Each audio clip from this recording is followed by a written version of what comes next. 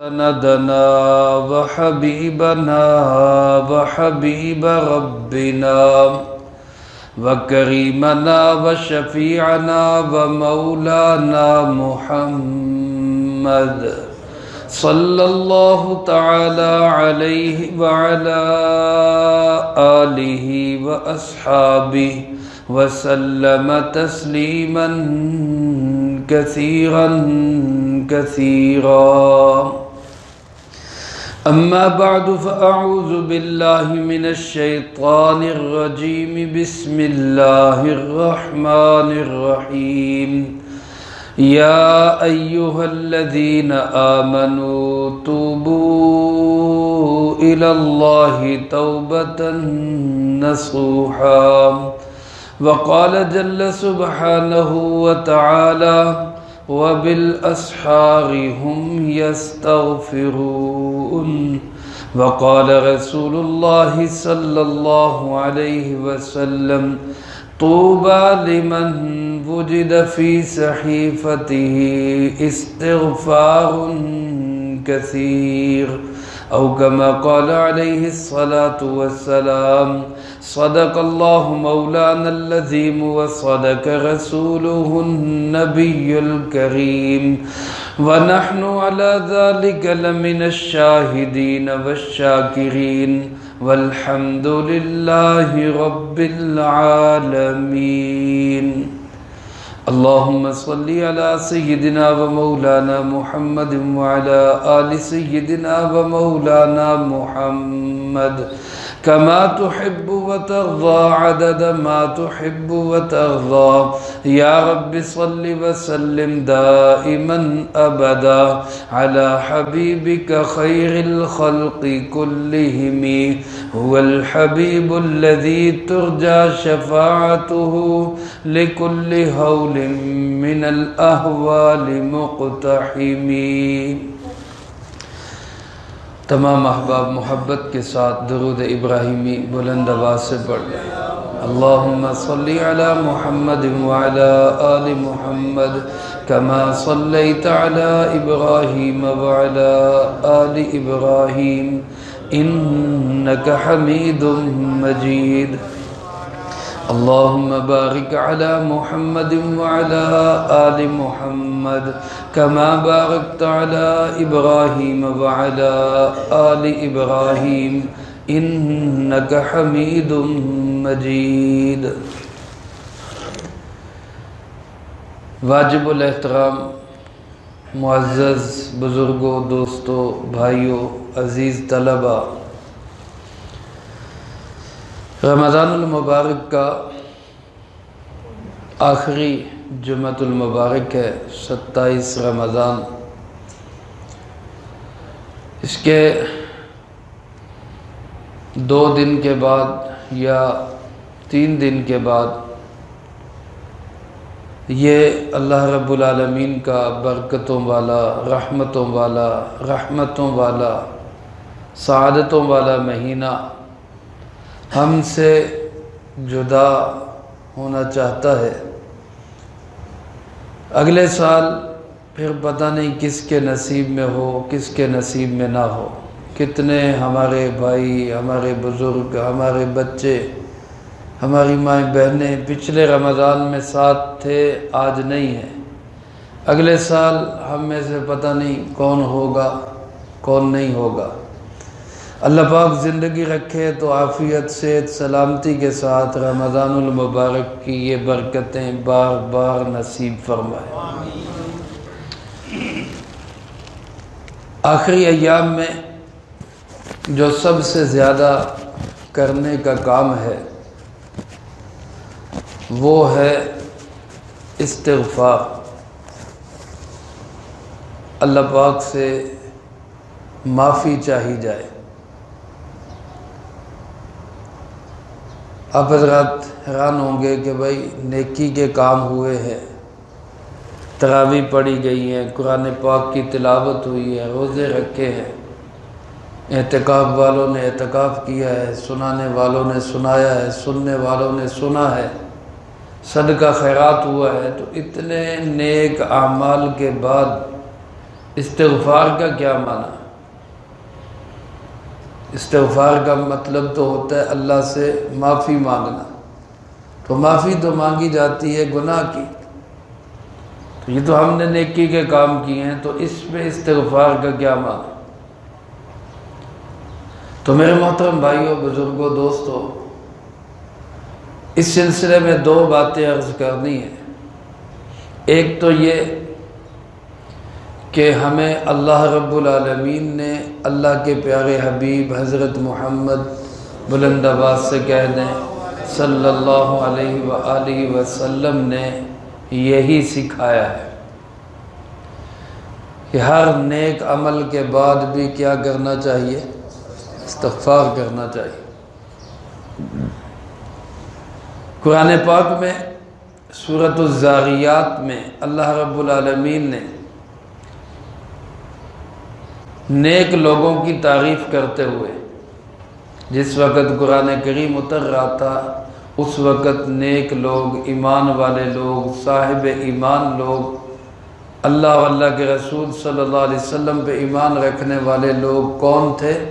صحابہ کرام رضی اللہ تعالی عنہم اجمعین۔ کون تھے؟ بلند آواز سے کہہ دیں، کون تھے؟ تو یوں بھی کہہ سکتے ہیں ایمان والوں کی تعریف کرتے ہوئے یہ فرمایا، اور یوں بھی کہہ سکتے ہیں کہ صحابہ کی تعریف کرتے ہوئے اللہ نے یہ فرمایا۔ اللہ ہمیں صحابہ اکرام رضی اللہ تعالی عنہم اجمعین کی دلی عقیدت، محبت اور احترام نصیب فرمائے۔ کیا خوش نصیب لوگ تھے جن کی تعریفیں خود اللہ کر رہے ہیں، جن کے اعمال کی تعریف بھی، شاباش بھی کون دے رہا ہے؟ اللہ رب العالمین دے رہا ہے۔ اللہ پاک نے ان کے عمل کی تعریف کرتے ہوئے فرمایا وَبِالْأَسْحَارِ هُمْ يَسْتَغْفِرُونَ۔ اس سے پہلی آیت ہے كَانُوا قَلِيلًا مِّنَ اللَّيْلِ مَا يَهْجَعُونَ وَبِالْأَسْحَارِ هُمْ يَسْتَغْفِرُونَ۔ کیا فرما رہے اللہ پاک کہ یہ وہ لوگ ہیں، صحابہ اکرام رضی اللہ تعالی عنہم اجمعین وہ لوگ ہیں، کانوا قلیلا من اللیل ما یہجعون، کہ ان کے جسم بستروں پر بہت تھوڑے وقت کے لیے آتے ہیں، ان کی راتیں بستر کی بجائے مصلی پہ گزرتی ہیں۔ صحابہ اکرام رضی اللہ تعالیٰ مجمعین کی راتیں مصلی پہ بستر کی بجائے کس پہ گزرتی ہیں؟ مصلی پہ۔ اور کانوا قلیلاً، بہت تھوڑا، قلیل، تھوڑا سا وقت یہ بستر کو دیتے ہیں، باقی وقت سارا کس کو دیتے ہیں؟ مصلی کو دیتے ہیں۔ اچھا یہ تو ہو گیا اچھا عمل، نیک عمل ہو گیا، خوبصورت عمل ہو گیا کہ بھئی رات بھر بستر پہ کروٹیں بدلنے کی بجائے، بستر پہ لیٹنے اور سونے کی بجائے وہ کیا کرتے ہیں؟ اللہ کے سامنے کھڑے ہو کے عبادت کرتے ہیں۔ اب اس عبادت کے بعد اگلا عمل کیا ہے؟ وَبِالْأَسْحَارِ هُمْ يَسْتَغْفِرُونَ، وَبِالْأَسْحَارِ هُمْ يَسْتَغْفِرُونَ، سحری کے وقت وہ کیا کرتے ہیں؟ استغفار کرتے ہیں۔ رات بھر عبادت میں اور سحری کے وقت کیا کرتے ہیں؟ استغفار کرتے ہیں۔ اب یہ پوچھے بھئی ساری رات عبادت کرنے کے بعد استغفار کا کیا مطلب؟ تو اللہ نے اس عمل کی تعریف فرمائی۔ اللہ رب العالمین نے صحابہ اکرام رضی اللہ تعالی مجمعین کے اس عمل کی کیا کی ہے؟ تعریف کی ہے کہ رات بھر عبادتیں کرنے کے بعد صبح سحری کے وقت کیا کرتے ہیں؟ استغفار کرتے ہیں۔ یہ قرآن کریم کی آیت ہو گئی۔ اب ایک حدیث مبارک سماعت فرما لیں۔ مسلم شریف میں یہ روایت ہے، حضرت ثوبان رضی اللہ تعالیٰ عنہ اس حدیث کے راوی ہیں، جو آپ صلی اللہ علیہ وسلم کے خاص خادموں میں سے ایک ہے، حضرت ثوبان رضی اللہ تعالیٰ عنہ فرماتے ہیں نبی کریم صلی اللہ علیہ وآلہ وسلم جب فرض نماز کا سلام پھیرتے، مفہوم حدیث یوں ہے، نماز فرض ہے، فرض نماز پڑھنے والے کون ہیں؟ جناب محمد کریم، بلند آواز سے کہہ دیں صلی اللہ علیہ وآلہ وسلم۔ اب آپ علیہ السلام کی نماز میں کوئی کمی ہوگی؟ کیسی نماز آپ کی ہوگی ہم اس کو سوچ بھی نہیں سکتے، لیکن حضرت ثوبان رضی اللہ تعالیٰ عنہ فرماتے آپ فرض نماز کا سلام پھیرتے ہی 3 دفعہ کہا کرتے تھے استغفر اللہ استغفر اللہ استغفر اللہ، 3 دفعہ یہ فرمایا کرتے تھے۔ یعنی جو ہی نماز کا سلام پھیرا تو فوراً زبان مبارک پہ کیا آ جاتا؟ اب سوال یہی ہے کہ بھائی نماز پڑھی اور ایک عام انسان نے نہیں، اللہ کے نبی علیہ السلام نے، اور ایک نبی نے بھی نہیں، امام الانبیاء، سید الانبیاء، خاتم الانبیاء، بلند آواز سے کہہ دیں صلی اللہ علیہ وسلم۔ آپ بھی اپنی نماز کے بعد 3 دفعہ کیا فرما رہے ہیں؟ استغفر۔ تو قرآن پاک سے بھی معلوم ہوا کہ ہر نیک عمل کے بعد کیا ہونا چاہیے؟ استغفار۔ حدیث مبارک سے بھی معلوم ہوا کہ ہر نیک عمل کے بعد کیا ہونا چاہیے؟ استغفار ہونا چاہیے۔ تو اس لیے ہمیں استغفار اب کثرت سے کرنا چاہیے۔ رمضان کے آخری دن چل رہے ہیں، اس میں ہم اللہ سے بہت استغفار کریں۔ اس میں حکمت کیا ہے؟ ضروری نہیں ہماری سمجھ میں آئے، ہم نے تو چلنا ہے اللہ کے محبوب صلی اللہ علیہ وسلم کے فرمان پہ۔ حکمت سمجھ آ جائے تب بھی چلنا ہے، نہ سمجھ آئے تب بھی چلنا ہے۔ ہم بندے ہیں، اللہ کے امتی ہیں جناب محمد کریم صلی اللہ علیہ وآلہ وسلم کے، تو ہمارا تو کام ہے مان کر چلنا۔ یہ ضروری نہیں ہوتا کہ ہر عمل کی حکمت ہمیں سمجھ آئے، اس کی وجہ کیا ہے، ریزن کیا ہے۔ آج کل لوگ چلتے نا اس کے پیچھے، نہیں یہ حکم جو اللہ نے دیا اس کی وجہ کیا ہے، وجہ سمجھ آ گئی تو کریں گے، نہیں سمجھ آئی اس کا مطلب ہے بھی آپ تو ماشاءاللہ اللہ سے بھی بڑا بننا چاہتے ہیں۔ بندے کا کام نہیں ہوتا کہ وہ پوچھے۔ یہاں کوئی کسی کی فیکٹری میں ملازمت کرتا ہے، تنخواہ لیتا ہے، اب وہ مالک ہے، یہ مزدور ہے، وہ اس کو کوئی کام کہتا ہے تو مزدور کا حق بنتا ہے پوچھے بھائی سر جی یہ حکم کیوں دیں دے، حالانکہ وہ اس کا بندہ نہیں ہے، صرف ایک تنخواہ کا درمیان میں جوڑ ہے، لیکن اس کی بھی جرت نہیں ہوتی کہ میں مالک سے پوچھوں کہ جی ایسا کیوں کرنا ہے، وہ کہتا ہے یہ کرو، وہ کر دیتا ہے۔ تو اللہ تو ہمارا رب ہے، خالق ہے، مالک ہے، ہم اس کے بندے ہیں، اس کا کھاتے ہیں، اس کا پیتے ہیں، اس کی فضا میں سانس لیتے ہیں، جیتے ہی اس کی پیدا کی ہوئی آکسیجن کی وجہ سے ہیں۔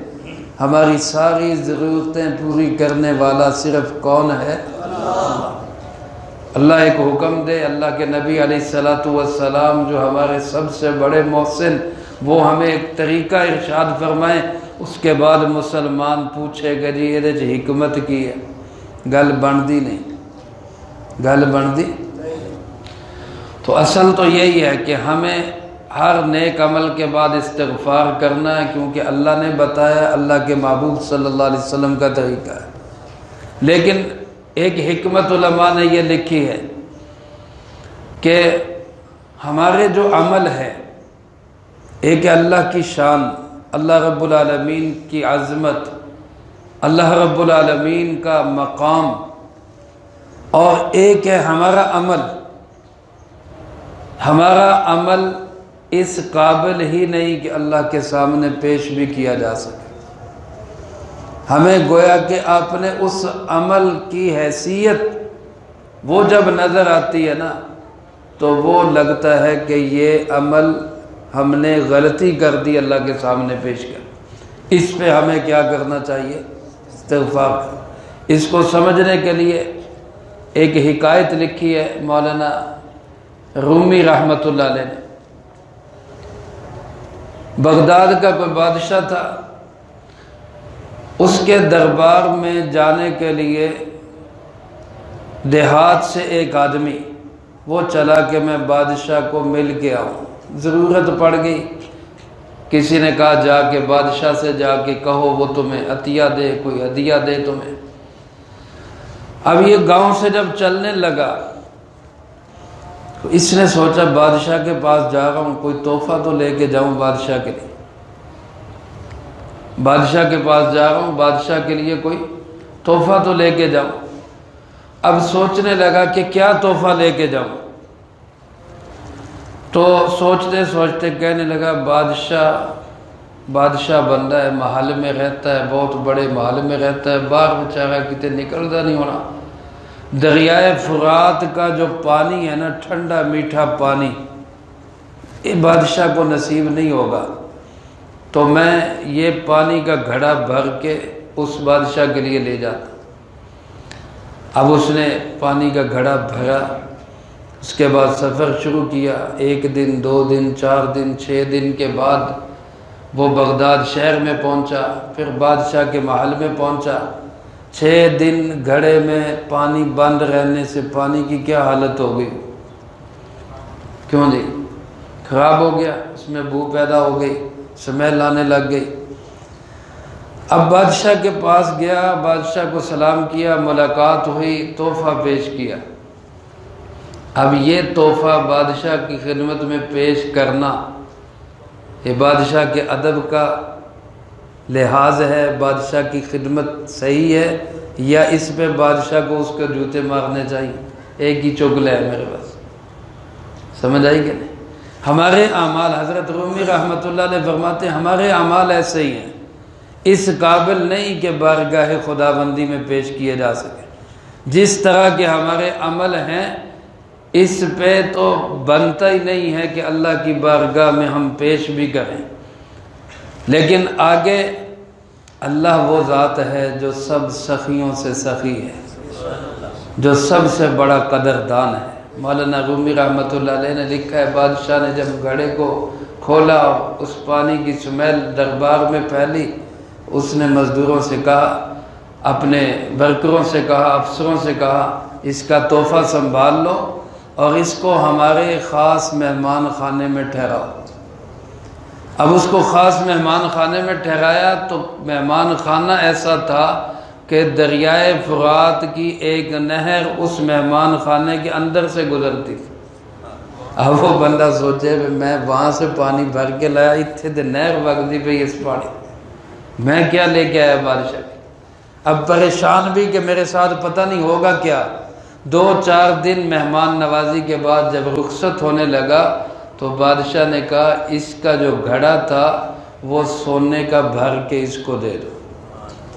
وہ بادشاہ تھا، شکور، قدردان، تحفے کی قدر کرنے والا تھا۔ اس نے یہ نہیں دیکھا کہ یہ میرے لیے کیا لایا ہے، اس نے یہ دیکھا کہ میری شان کیا ہے۔ میرے محترم دوستو، بادشاہ کی شان کیا ہوگی جو میرے اللہ کی شان ہے۔ ہمارے عمل، ہماری تراویح، ہمارے روزے، ہمارے قرآن پاک کا پڑھنا، ہمارا صدقہ خیرات اس گندے پانی کی طرح یہ پیش کرنے کے قابل نہیں ہے، لیکن یہ اس قدردان اللہ کی مہربانی ہے کہ وہ ان عملوں کو بھی قبول کر کے اپنی شان کے مطابق اس کا بہت بڑا اجر عطا فرمائے گا۔ تو یقین بھی رکھنا چاہیے اور ساتھ ساتھ استغفار بھی کرتے رہنا چاہیے۔ اسی لیے یہ حکمت ہے، علماء فرماتے ہیں کہ ہر نیک عمل کے بعد کیا کرنا چاہیے؟ استغفار کرنا چاہیے۔ قرآن پاک نے بھی یہی بتایا، حدیث مبارک میں آپ صلی اللہ علیہ وسلم کا عمل بھی یہی ہے، اور پھر آپ صلی اللہ علیہ وسلم نے فرمایا توبہ، اللہ کے محبوب علیہ السلام کی حدیث مبارک ہے، اللہ ہمیں یقین نصیب فرمائے، توبہ لمن وجد فی صحیفته استغفار کثیر۔ فرمایا بہت بڑی خوشخبری ہے، توبہ خوشخبری کو بھی کہتے ہیں، توبہ جنت کے ایک درخت کا بھی نام ہے، اور توبہ انسان کی طبیعت کی بشاشت اور خوشی کو بھی کہتے ہیں، یعنی اس بندے کو جنت ملے گی، اس بندے کو بشاشت خوشی ملے گی، اس بندے کو اللہ رب العالمین کی طرف سے بہت بڑے انعامات سے نوازا جائے گا۔ کس بندے کو؟ کس بندے کو؟ فرمایا لمن وجد فی صحیفتہ استغفار کثیر، جس کے نامہ اعمال میں استغفار کی کثرت ہو، جس کے نامہ اعمال میں استغفار کی کثرت ہو۔ اس لیے بہت زیادہ ہم اس کا ورد کیا کریں، استغفر اللہ استغفر اللہ استغفر اللہ۔ لیکن ہمارے پیارے آقا جناب محمد کریم خاتم النبیین بلند آواز سے کہہ دیں صلی اللہ علیہ وآلہ وسلم، آپ کے متعلق آتا ہے ایک مجلس میں ایک مجلس میں آپ 70 مرتبہ سے بھی زیادہ استغفار کیا کرتے تھے، ایک مجلس میں۔ ایک مجلس کا مطلب اب ہم بیٹھے ہیں، یہ ایک مجلس ہے، اسی ایک مجلس میں بار بار آپ کی زبان مبارک پہ آ رہا ہے استغفر اللہ استغفر اللہ استغفر اللہ۔ حالانکہ آپ علیہ السلام کیا ہستی ہیں جن کے متعلق اللہ پاک نے فرمایا لیغفر لک اللہ ما تقدم من ذنبک وما تأخر۔ میرے محبوب جناب محمد کریم صلی اللہ علیہ وسلم، اگر آپ سے کوئی لغزش، کوئی بھول، کوئی کمی کوتاہی ماضی میں یا مستقبل میں بالفرض ہو گئی یا ہوگی، اللہ فرماتے ہیں ہم اس کو بھی معاف کر چکے، بخشے بخشائے معصوم پیغمبر، غلطیوں سے پاک، کوتاہیوں سے پاک۔ ہمیں حکم ہے گناہوں کے قریب نہ جاؤ، اور ادھر گناہ کو حکم ہے خبردار میرے نبی کے قریب نہیں جانا۔ اب وہ ہستی بھی 70 دفعہ سے زیادہ استغفار کر رہی ہیں، ہمیں کتنی ضرورت ہے؟ تو اس لیے رمضان المبارک کے آخری ایام میں اپنا ورد زبان بنائیں، استغفر اللہ استغفر اللہ، اللہ معاف کر دے، اللہ معاف کر دے۔ دوسری حکمت اس میں یہ ہے کہ شیطان اور نفس انسان کو اول عمل کرنے نہیں دیتا، عمل پہ آنے نہیں دیتا، نیک کاموں سے روکتے ہیں، لیکن اگر کوئی نیک کام ہو جائے تو پھر گھمنڈ پیدا کرتے ہیں، تکبر پیدا کرتے ہیں، غرور پیدا کرتے ہیں۔ میں جناب اتنے قرآن پاک ختم کیے، میں نے سارا رمضان تراویح پڑھی، میں نے سارے روزے رکھے، میں نے سارے اعمال کیے، اتنا صدقہ کیا، اتنی خیرات کی، اپنے آپ کو دوسروں سے اچھا سمجھنے لگ جاتا ہے اور دوسروں کو حقیر سمجھنے لگ جاتا ہے۔ جب یہ کام ہوتا ہے تو ساری عبادت کیا ہو جاتی ہے؟ ضائع ہو جاتی ہے۔ اس لیے اپنے آپ کو کچھ نہ سمجھے، مجھ سے جو نیک عمل ہوئے میں نے خود کیے یا اللہ نے کروائے؟ اللہ نے کروائے۔ اللہ کی توفیق کے بغیر کوئی بندہ کوئی عمل کر نہیں سکتا۔ تو جب اللہ کی توفیق سے ہوئے ہیں، خرچ اللہ کے مال میں سے کر رہے ہیں، جسم اللہ کا دیا ہوا اس سے عبادت کر رہے ہیں، تو ہمارا گھمنڈ کس کام کا؟ ہمارا غرور کس لیے؟ ہمارا تکبر کس لیے؟ اس لیے جب کبھی یہ خیال آنے لگے تو فوراً کہیں استغفر اللہ استغفر اللہ استغفر اللہ، اللہ میرے عمل کو قبول کر لے، میرا کوئی عمل نہیں، میری کوئی حقیقت نہیں، میری کوئی حیثیت نہیں۔ ہر عمل کی توفیق دینے والا بھی صرف کون ہے؟ نعرہ تکبیر، اللہ اکبر، نعرہ تکبیر، اللہ اکبر، نعرہ ختم النبوت، زندہ صحابہ زندہ۔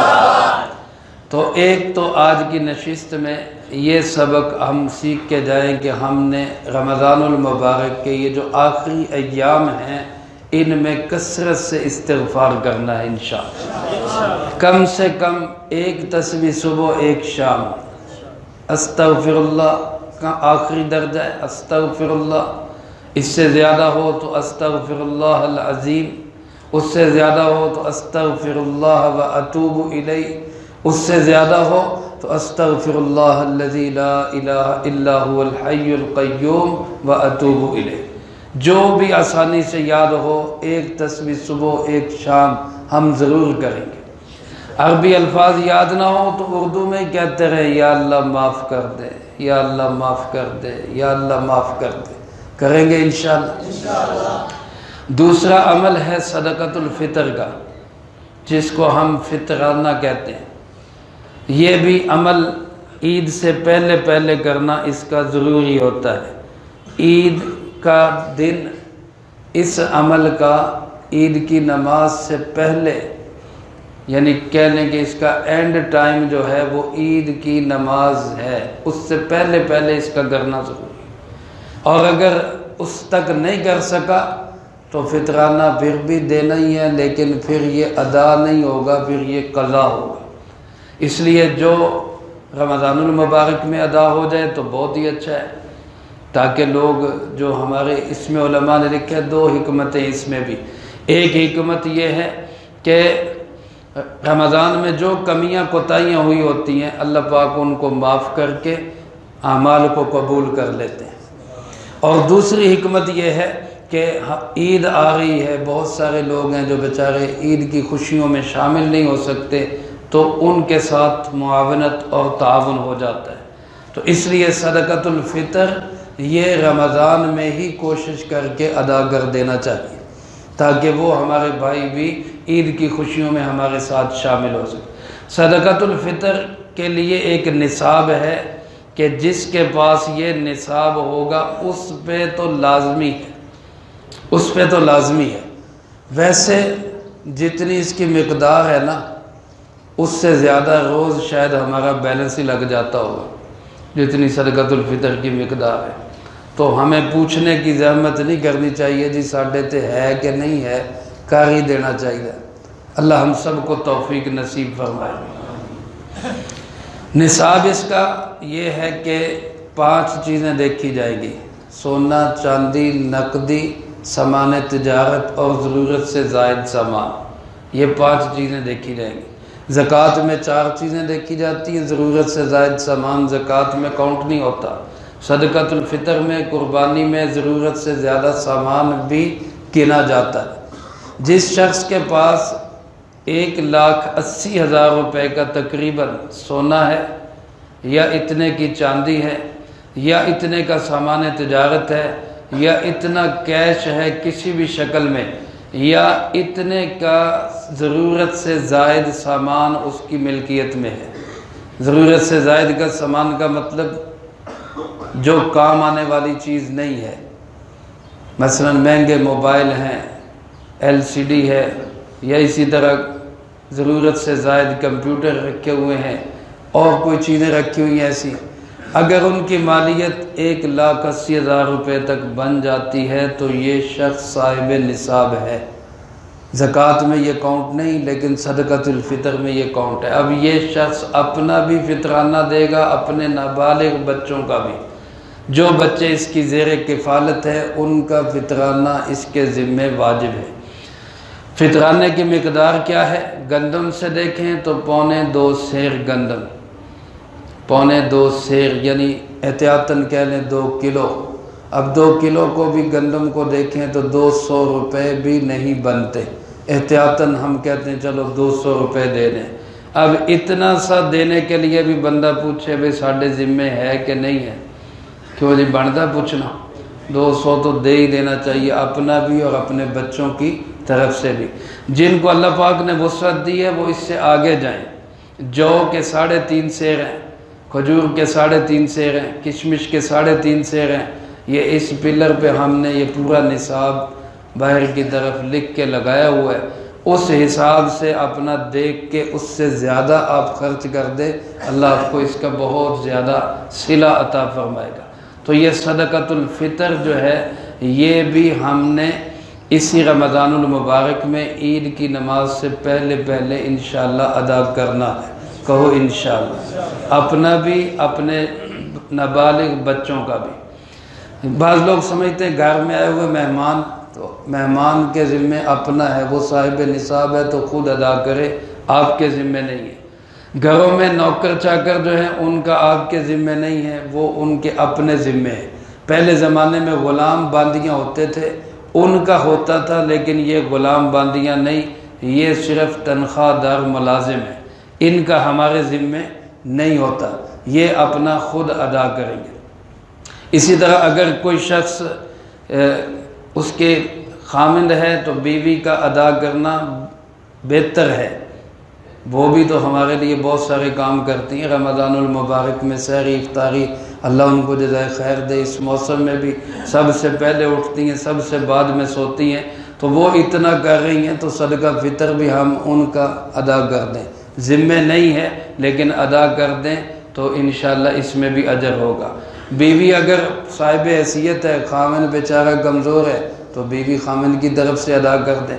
بہرحال باپ کے ذمے ہے اپنا اور اپنے نابالغ یا زیر کفالت بچوں کا، باقی جو خود ذمہ دار ہیں وہ اپنا خود ادا کریں گے۔ تو صدقۃ الفطر کا ادا کرنا کم سے کم آخری درجہ 200 روپے ایک آدمی کا، آخری درجہ، اس سے زیادہ اللہ نے توفیق دی ہے تو زیادہ دینا چاہیے۔ اللہ مجھے آپ کو سب کو عمل کی توفیق نصیب فرمائے۔